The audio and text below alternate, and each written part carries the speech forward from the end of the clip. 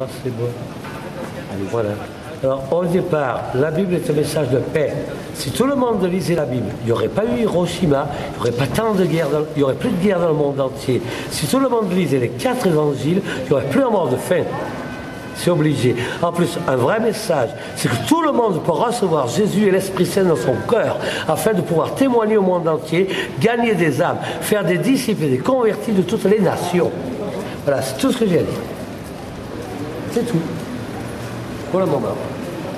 C'est basé sur les Écritures, c'est basé sur la Bible, sur l'Évangile. Je me réfère à Matthieu, Marc, Luc et Jean, les 4 évangiles, plus l'Ancien Testament, de la Genèse à l'Apocalypse. Bon, je connais pas bien l'Ancien. Mais qu'est-ce qui nous menace? Ce qui nous menace. Et derrière la scène, il y a l'Antéchrist. C'est lui qui va détruire le peuple des saints, il va détruire la Sainte Alliance. Et ça, on s'en moque. On sait très bien que le Seigneur va nous protéger. On le sait. Il va nous garder en vie de toute façon.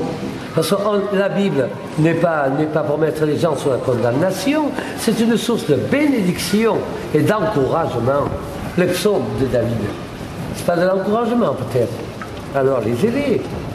C'est l'Ancien Testament en plus. Les psaumes, ce qu'il y a de plus encourageant.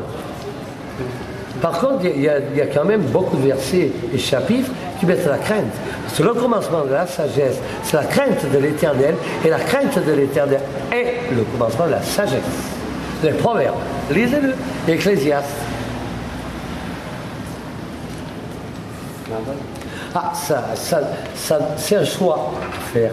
Et le choix, c'est tous les jours. C'est pas simplement servir le Seigneur un jour par semaine. Ah ben ça, c'est trop facile. C'est ce que font les bigots et les bigotes. Non, merci.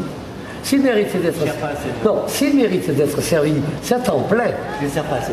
Moi aussi. Et qu'est-ce qui vous manque dans la vie? Rien. J'ai reçu Jésus et l'Esprit Saint, c'est déjà pas mal. Et comment vous le transmettez? Par la parole et l'exemple. Parce que quand je prends un café, je trouve toujours quelqu'un avec qui partager. Quand je prends un repas au Quick ou à McDo, je trouve toujours un nécessiteux qui a fait. Partage le repas. Un sandwich, on le coupe en deux, on partage. Et alors, je vis l'inverse de l'égoïsme. Moi, j'ai une question à vous poser. Moi, je suis pareil que vous. Excusez-moi. Je peux vous poser des questions? Vous avez quand même oublié quelque chose vis-à-vis de vous-même. Dites-le. Être révolutionnaire, c'est soi-même et rien de plus. Votre guitare. Ben, elle a cassé ce grave. Il me la répare pour 35 €. Au mois de septembre, il me la répare. Il me fait un prix. J'ai une question à vous poser. Moi, je suis par exemple, je suis un peu comme vous, c'est-à-dire que j'aide beaucoup les gens. Par contre, je ne crois pas trop en Dieu. Mais si vous croyez en Dieu, vous croyez en Dieu. Pour moi, Dieu est à vous. Qu'est-ce que c'est? C'est tout. C'est pas faire des cabrioles dans les rues. C'est pas aller se jeter tout nu dans la mer. C'est pas ce que le Seigneur demande. Il demande d'aimer son prochain comme soi-même. Et alors, c'est tout ce qu'il demande. Et ça, j'ai pas besoin de sermon. Oui. Je préfère donner l'exemple. Non, je préfère donner l'exemple en parlant de moi-même. Et vis-à-vis du Seigneur, c'est tout.